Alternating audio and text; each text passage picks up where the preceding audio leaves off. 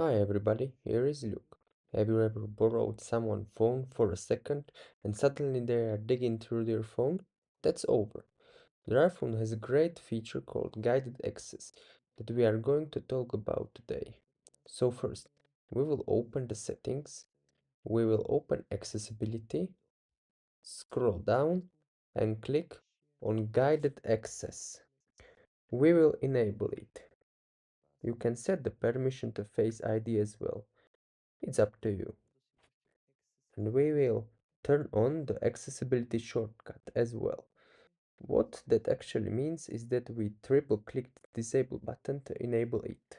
Alright, let's go ahead and try it out. Let's say you lend someone your phone to take a picture of you, but you know that person likes to make things up and could be doing something else. So let's open the camera. Click the off button 3 times in a row. 1, 2, 3.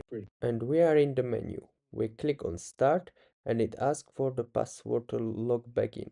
So let's say 1234 and again 1234. And now you can see that the application is fully users, but I can't do anything else. I can get out of the application, download the notification bar. I can't do anything else, but I can use whole camera app. It's nothing disabled, I can use everything, but nothing else. Now we are going to turn it off by 3 times clicking the off button again.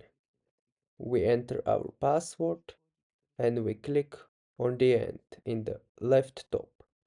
And that is how you can easily and simply use this feature, which is really very usable whether with friends or kids. And that is all. If I helped you, give me a like and don't forget to subscribe.